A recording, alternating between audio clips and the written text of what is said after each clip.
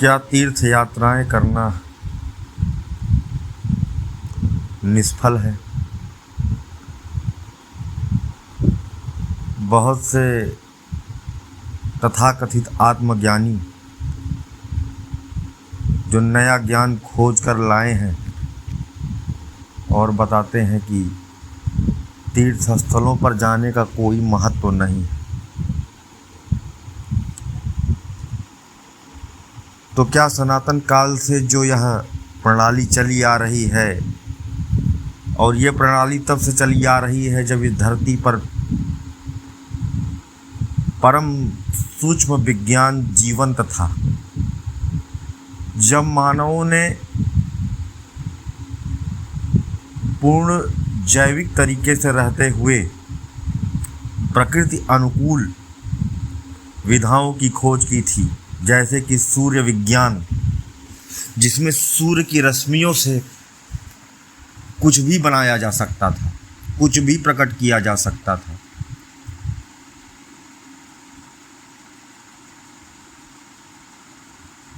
जबकि आज का मानव आज भी पूरी तरह से निर्भर है, आज का विज्ञान पूरी तरह से निर्भर है कि तत्वों को खुदाई करके निकालेगा, उससे मटेरियल गढ़ेगा। वहाँ पर सूर्य की रश्मियों का प्रयोग करके नया सृजन किया जा रहा है। यहाँ तक कि विश्वामित्र जैसे इतने बड़े परम विज्ञानी, जिन्होंने अलग लोकों का सृजन ही कर डाला था, जहाँ पर साउंड वेव से चलने वाले विमानों की खोज की गई थी, जो ध्वनि तरंगों के कंपन को इतना अधिक बढ़ा दे कि उन्हें फिर ऊर्जा में परिणत कर मन के वेग से चलने वाले विमान बना लिए गए थे। और आज कीड़ों की तरह रेंगता हुआ विज्ञान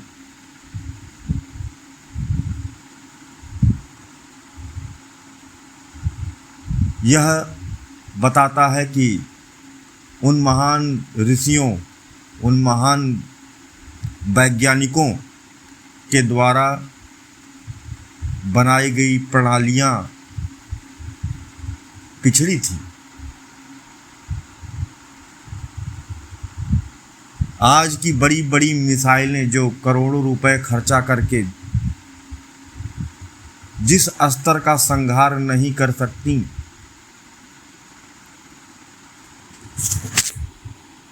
प्राचीन छोटी छोटी मिसाइलें जिन्हें आप बाण के सदृश कह सकते हो, संपूर्ण पृथ्वी का विनाश करने में भी सक्षम थी।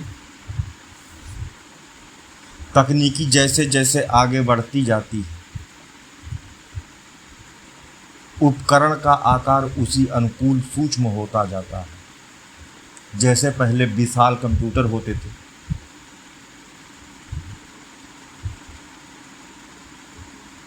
वैक्यूम ट्यूब्स का इस्तेमाल होता था और गणनाएं अति सूक्ष्म कर पाता था, लघु गणनाएं करता था। एक कमरे के आकार का कंप्यूटर,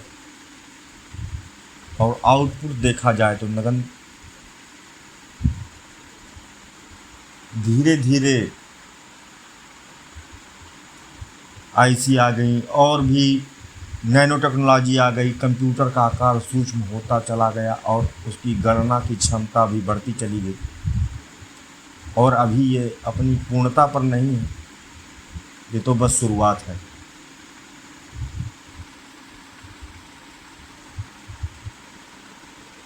एक समय ऐसा आएगा कि ये कंप्यूटर और सूक्ष्म होता जाएगा, अत्यंत छोटा होता जाएगा। नैनो चिप्स आएंगी, मस्तिष्क की कोशिका के बराबर चिप्स बनेंगी। समय के साथ शारीरिक कोशिकाओं से बनने वाली चिप्स बनेंगी, जो कि शरीर के लिए भी अनुकूल होंगी। और कंप्यूटर मानव के मस्तिष्क के अंदर प्रवेश कर जाएगा। ये कह लो कि मानो रोबोट नहीं बनाएगा, खुद ही रोबोट बन जाएगा। भावना से रहित, अनुभवपरक, विवेक से रहित मानव अपने विनाश की नींव को तैयार करेगा।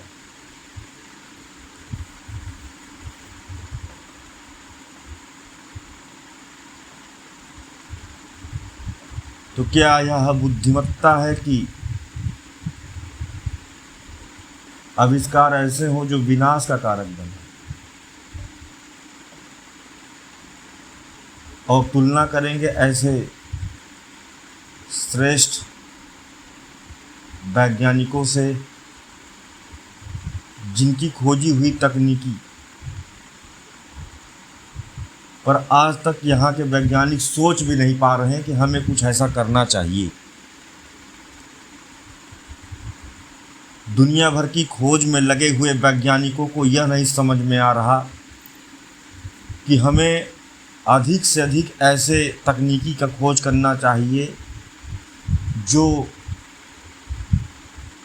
अनंत असीमित ऊर्जा के स्रोत सूर्य से संचालित होने वाले उपकरण बना सके। इससे ऊर्जा की मांग भी कम होगी, ऊर्जा आपूर्ति बढ़ेगी, चीज़ें बहुत सस्ती हो जाएंगी, परिवहन सस्ता हो जाएगा, उत्पादन सस्ता हो जाएगा।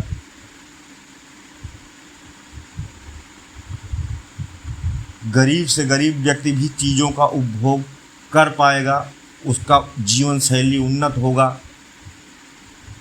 पृथ्वी पर मानव का विकास होगा।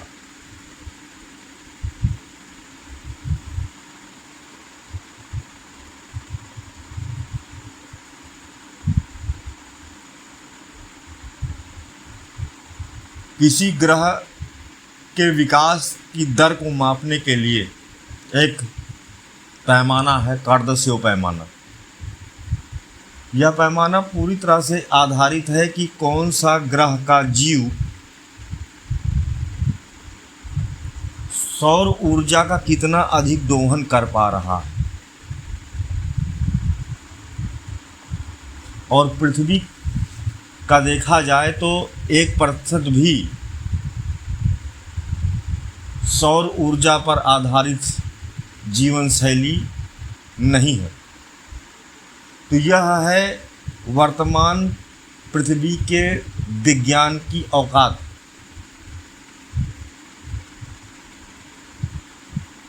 और थोड़ा सा लिखा पढ़ी वाली वैज्ञानिक बातें पढ़ करके लोगों को लगने लगता है कि वो अध्यात्म को पीछे छोड़ दिए।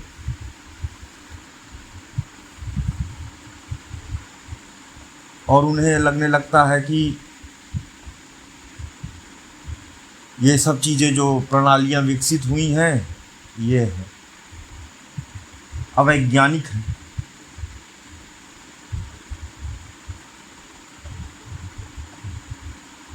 अध्यात्म ही सुप्रीम साइंस है।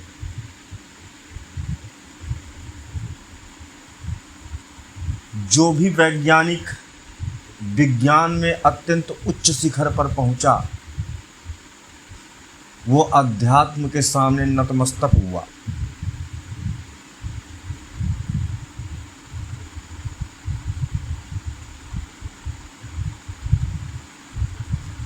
मानव विज्ञान एक सीमित विज्ञान है जितना कि वो खोज पाया। अध्यात्म का विज्ञान वह असीमित विज्ञान है जो मानव खोज नहीं पाया।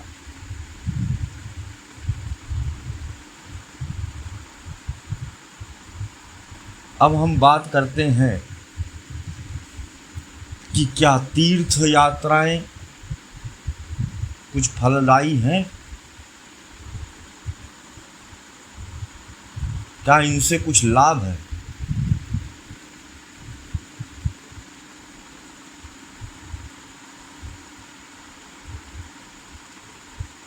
क्या मंदिरों में जाकर के ध्यान उपासना करना उचित है। ध्यान केंद्रों में जाकर के ध्यान उपासना करना उचित है। यह तो आप कहीं भी कर सकते हो, यह भी सत्य है, कहीं भी कर सकते हो। तो आज हम लोग थोड़ा सा इन्हीं बातों पर चर्चा करेंगे। सबसे पहले हम बात करते हैं कि क्या मंदिरों में जाना और वहाँ पर पूजा अर्चना करना अवैज्ञानिक है और अंधविश्वास है। तो सबसे पहले हमें मंदिर के मूलभूत ढांचे के बारे में जानकारी लेना होगा। प्राचीन मंदिर शैली एक बुनियाद पर आधारित थी।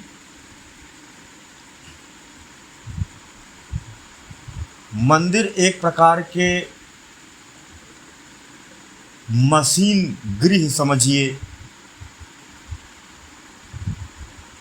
जो आध्यात्मिक ऊर्जा परिवर्धन में उत्प्रेरक की भांति कार्य करते हैं। मंदिरों का ढांचा, चाहे वो नागर शैली देखा जाए या द्राविड़ शैली देखा जाए या दोनों का मिक्सअप देखा जाए, बेसर शैली, नागर शैली में शिखर जो नीचे से अर्धवृत्ताकार ऊपर उठते हुए शंकु का रूप लेते हैं। वहीं पर पिरामिडल संरचना पर आधारित द्राविड़ शैली, जिसमें उस पिरामिडल संरचना को विमान कहा जाता है।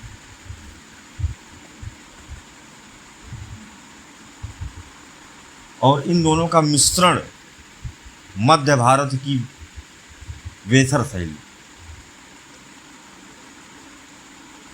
इन शैलियों का प्रयोग क्यों किया गया? सबसे पहले किसी मंदिर में प्रवेश करते हैं तो तोरण होता है। तोरण वह मंदिर का प्रवेश द्वार है जिसमें एक बड़ा सा घंटा लटकता है और वहीं से मंदिर की सीढ़ियां प्रारंभ होती हैं। उसी से आगे बढ़ते हैं तो हमें मंदिर में प्रवेश मिलता है।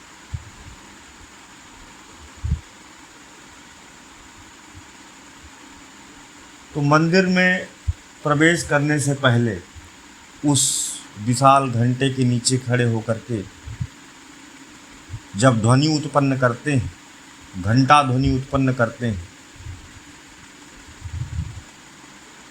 तो हमारे ब्रह्मरंध्र से उस घंटे की ध्वनि के कंपन हमारे पैरों तक होकर जाते हैं। उस घंटे की संरचना भी ऐसी है, शंक्वाकार, कि सूक्ष्म ध्वनि को धीरे धीरे वो परिवर्धित करता है। एक लाउड स्पीकर जैसी संरचना है उसकी। और जैसे ही घंटे की ध्वनि हमारे ब्रह्मरंध्र से होकर के नीचे की ओर जाती है, पहले हम जब मंदिर में प्रवेश नहीं किए थे, घंटे के नीचे नहीं खड़े थे। घंटा इसीलिए इतना ऊपर होना चाहिए कि आपके मस्तक के ऊपर जाए। हालांकि अगर बगल भी है तो उसकी ध्वनि आप पर काम करेगी। घंटे की ध्वनि ही अपने में एक अद्भुत गुण संजोए हुए है। तो जब हम घर में थे तो हमारे मन में प्रति मिनट अलग अलग विचार आ रहे थे। हमारी जो दृढ़ इच्छा थी, जो हमें चाहिए, वास्तव में जो हमें चाहिए वो इच्छा प्रतिपल बदल रही थी। हमारी जो वास्तविक आकांक्षा थी वो भूसे में खोई सुई की भांति हो गई।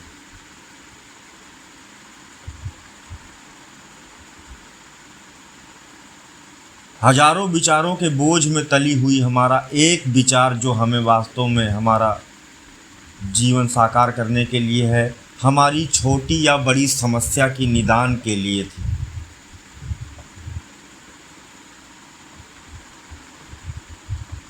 अब कंप्यूटर को आप 1000 कमांड एक साथ दे दो, अलग अलग, कंफ्यूज हो जाएगा। आप ब्रह्मांड से स्पष्ट अपनी इच्छा ही नहीं कर पाते। आप घर बैठे भी स्पष्ट इच्छा कर लें, निर्विचार हो करके, सिर्फ वास्तविक आपके आत्मतल में जो इच्छा है अगर आप मांग लेंगे तो वो ब्रह्मांड उस इच्छा को पूर्ति कर देगा।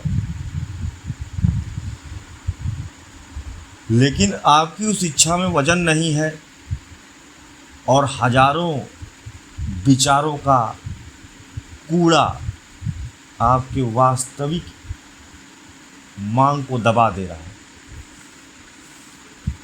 तो जब आप उस घंटा ध्वनि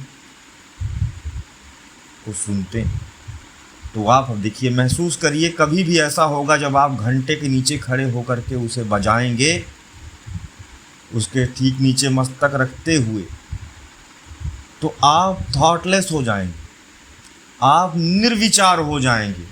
उस समय आपके मस्तिष्क में जब तक उस घंटे की ध्वनि सुनाई देती रहेगी, गूंजती रहेगी, आपके मन में कोई एक भी विचार उत्पन्न नहीं हो पाएगा। तो ये जो कूड़े का ढेर था वो यहाँ पर साफ, मन निर्मल निर्विचार हो करके अब मंदिर में जाने के योग्य हुआ। अब जैसे ही झुक करके आप मंदिर की डेहरी को छूते हैं,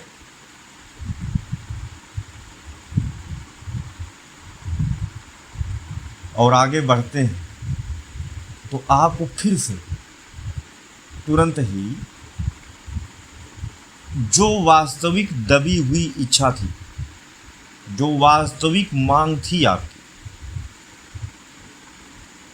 वो तुरंत ही आपको फिर से जकड़ लेती। लेकिन अब हजार कूड़े का ढेर नहीं है, कुछ ही विचार हैं जो आपके दिमाग में अभी रहें।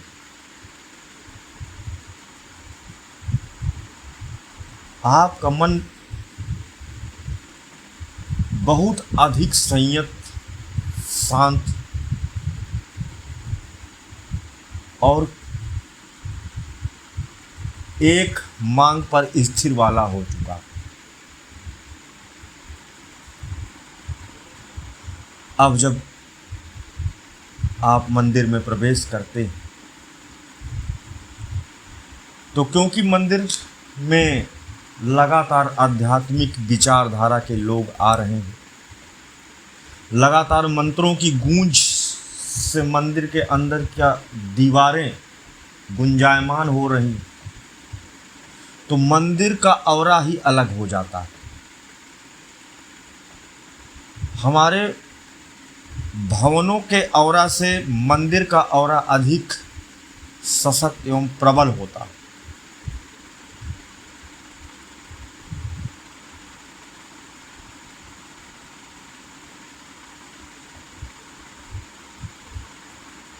क्योंकि मंदिर जो आए हैं, अगर मंदिर में 1000 लोग आए हैं तो कम से कम 300 या 400 लोग ऐसे आए होंगे जो आध्यात्मिक विचार के साथ आए होंगे। अगर 10 भी आए होंगे जो प्रबल आध्यात्मिक विचारधारा के होंगे, तो भी अगर कोई एक भी अत्यधिक ईश्वर से जुड़ा हुआ मंदिर की चौखट पर भी आया होगा तो इस मंदिर की ऊर्जा बदल चुकी होगी।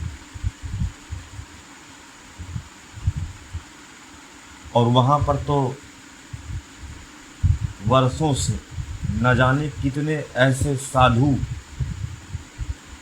न जाने कितने ऐसे योगी, न जाने कितने ऐसे निस्वार्थी जो कुछ मांगने ना आए होंगे,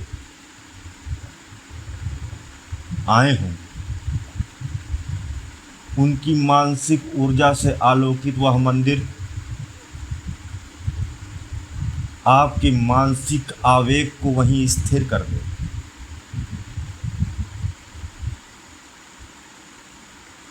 घंटे, शंख एवं मंत्रों की गूंज से गुंजित मंदिर आपके विचारों को एक आध्यात्मिक कसौटी पर कस देगा। और जब अब आप उस ईश्वर से, उस ब्रह्मांडीय प्रकृति से या अपने इष्ट देव से जो मांग करते हैं वो प्रत्यक्ष या अप्रत्यक्ष रूप से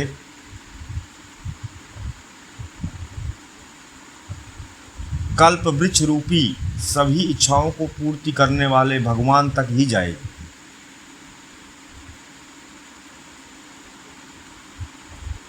और अब जब आप मांग करते हैं तो आपका मन जो पहले ही निर्मल निर्विचार हो चुका था, मंत्रों की गूंज से और मंदिर के औरा से बलवत हो, आपका विचार उस शिखर पर, मंदिर पर ऊपर की ओर उठता है। मंदिर का ढांचा ऐसा है कि ऊपर की ओर सिकुड़ता जा रहा है, तो आपका फैला हुआ विचार और कंप्रेस होता जाता है। जैसे जैसे ये ऊपर की ओर जाता है, कंप्रेस होता जाता है, कंप्रेस होता जाता है। मंदिर के शिखर पर तांबे का छिद्र युक्त एक छत्र लगाया जाने का विधान था, जो अंदर से पोला होता था। और जिस प्रकार से हमारे मस्तिष्क में एक अति सूक्ष्म ब्रह्मरंध्र होता था, उसी प्रकार उसमें बाल के बराबर एक अत्यंत सूक्ष्म छिद्र बनाया जाता था। अब आपका विचार उसमें से होते हुए इतना संकीर्ण हो जाता है कि उसकी वेधन क्षमता अपार हो जाती। जैसे एक फैली हुई वायु को अगर बहुत कंप्रेस कर दिया जाए, अत्यंत सूक्ष्म कर दिया जाए, तो वो इतनी धार वाली होती है कि अत्यंत कठोर लोहे को भी भेद दे।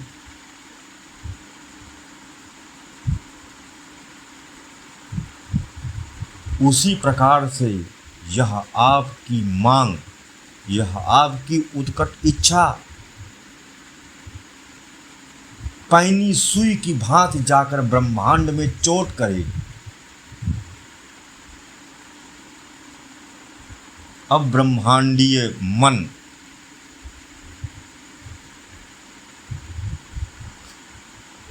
आपकी बात सुनने को बाध्य होगा। जैसे अगर आप कहीं बैठे हो, 100 लोग बोल रहे हो, आपका ध्यान कहीं नहीं जा पा रहा, लेकिन कोई आके आपको एक चुटकी काट के कुछ बोले तो आप सुनोगे ना उसकी बात, हाँ क्या है।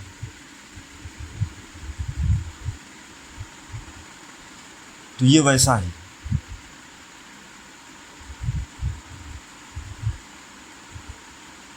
इस कारण से आध्यात्मिक केंद्रों में जाकर की गई उपासनाएं अधिक फलदायी होती। और यही महत्व तीर्थ स्थलों का भी।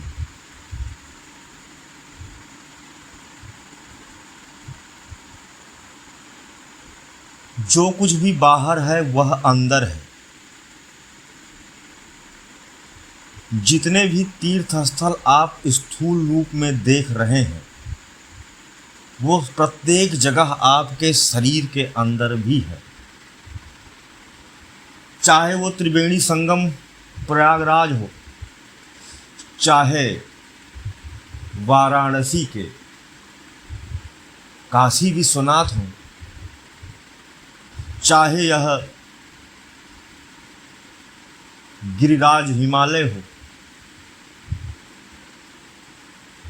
गंगा यमुना सरस्वती नदियां हों, पश्चिमी घाट की पहाड़ियां हों, यह प्रत्येक सूक्ष्म रूप में आपके शरीर में भी विद्यमान है।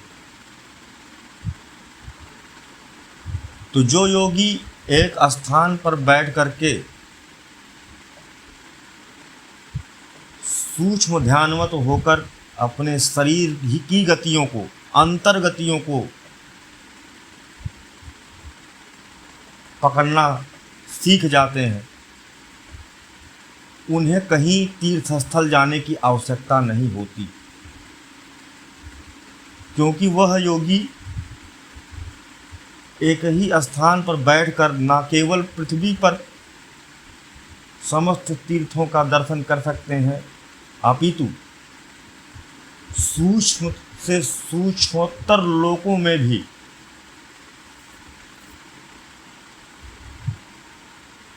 प्रत्यक्ष दर्शन प्राप्त कर सकते हैं।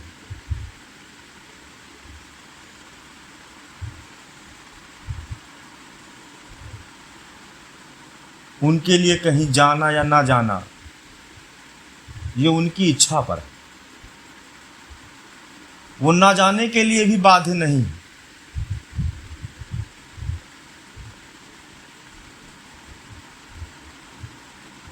कि यहाँ पर चले गए तो हमारा ये जो प्रणाली हम सीख रहे हैं गड़बड़ हो जाएगा। नहीं, जो अंदर है वही बाहर है, तो फिर विरोध किसका? वो पूर्ण निर्विरोध ही स्थिति है।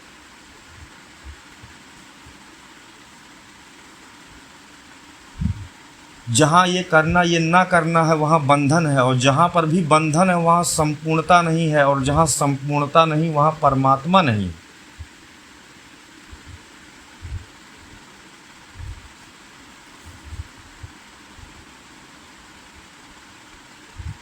किंतु इन गहन ध्यान प्रणालियों के जानकार पृथ्वी पर इतने होंगे कि उन्हें उंगली पर गिना जा सकता, और वो जो होंगे भी वो आश्रम खोल के नहीं बैठे, वो अज्ञात हैं, उनके बारे में नहीं जाना जा सकता।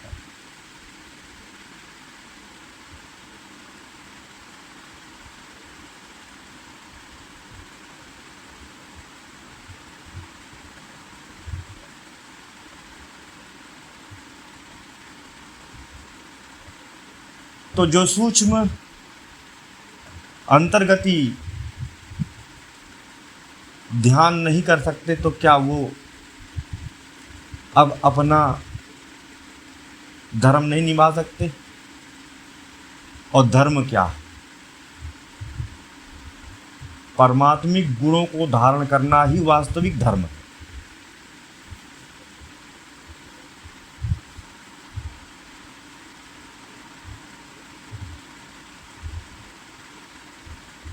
तो जब कोई व्यक्ति भौतिक रूप से किसी तीर्थ स्थल में जाता है तो उसके अंदर उस अधिष्ठाता देवता या वो ईश्वर को ही मान करके वहाँ पर दर्शन कर रहा है, तो उसकी भावना बलवती होती है। उस समय वो ऐसा महसूस करता है कि हम अपने ईश्वर के सन्मुख आए। यह भावना उसको और कहीं नहीं हो पा रही थी, तभी तो वो मंदिर आया है, तभी तो वो तीर्थ स्थल आया है। और वहाँ आने पर भी भावना बलवती ना हो तो तुम एक टूरिस्ट हो।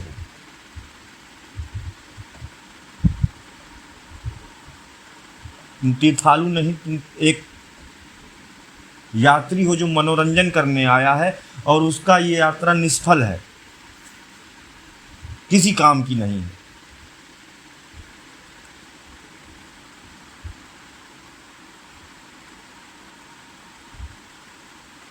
आध्यात्मिक फलों को तो देने वाली बिल्कुल नहीं। घूमने आए थे, मनोरंजन कर लिए, बस यही वसूल है। लेकिन जो भाववत तीर्थ स्थलों में भी जाकर के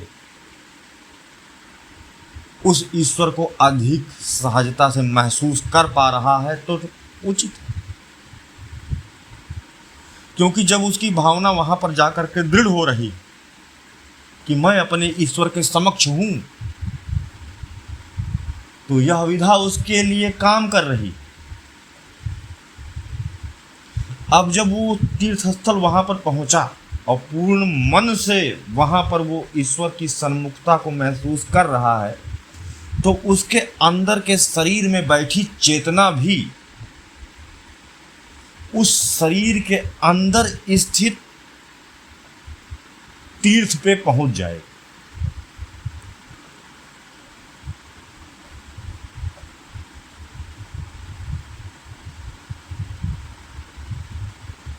यह एक बहुत बड़ा प्रयोग मैं बता रहा हूं। जैसे आप गंगा नदी के पास जाते हैं तो कितने भी श्रद्धालु हों, जैसे ही गंगा को स्पर्श करते हैं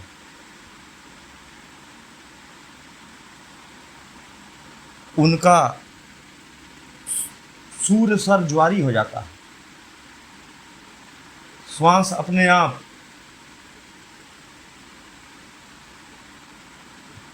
तो जो बाहर हो रहा है वह अंदर हो रहा है, जो बाहर है वो अंदर है।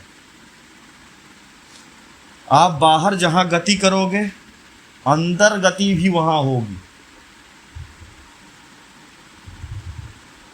आप भौतिक कैलाश पर्वत को देख रहे हो तो अंदर का कैलाश भी खुल रहा होता है।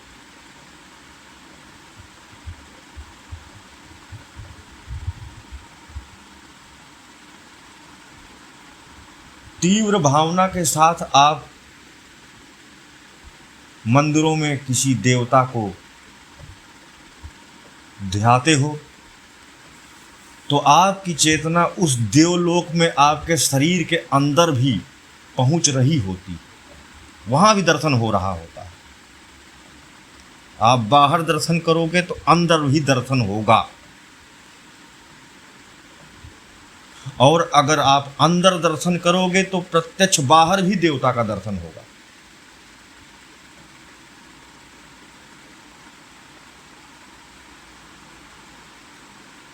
बस आपके विचार कितने शुद्ध हैं, कितने स्पष्ट हैं, कितनी निश्चलता है, कितनी निस्वार्थता है, क्योंकि आप ईश्वर को छल नहीं सकते। भगवान को आप नहीं छल सकते।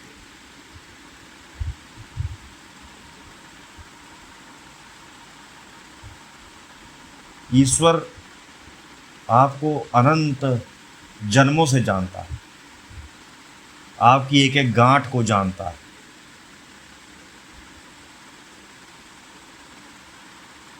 करोड़ों वर्षों बाद तुम्हारी किस योनि में रहते हुए क्या चाह होगी वो जानता है। तो उससे तो छल करने की आवश्यकता ही नहीं है, जो है स्पष्ट मांगो। वहाँ ये मत सोचो कि भगवान क्या सोचेंगे।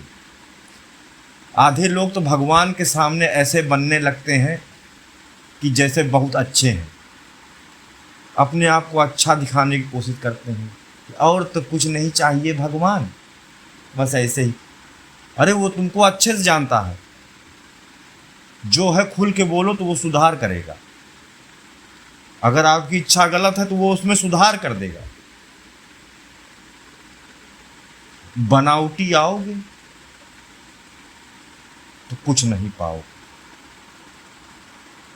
और जहां जाओगे उसे ही पाओगे। बस आपका मन निर्मल कहाँ हो रहा, आपके मन को अध्यात्म पूर्ति कहाँ हो रही है। अगर वो तीर्थ स्थलों से हो रही है तो बेशक जाओ, मंदिरों से हो रही है तो जरूर जाओ, और कहीं बिना गए हृदय में हो रही है तो सर्वत्र आपका ही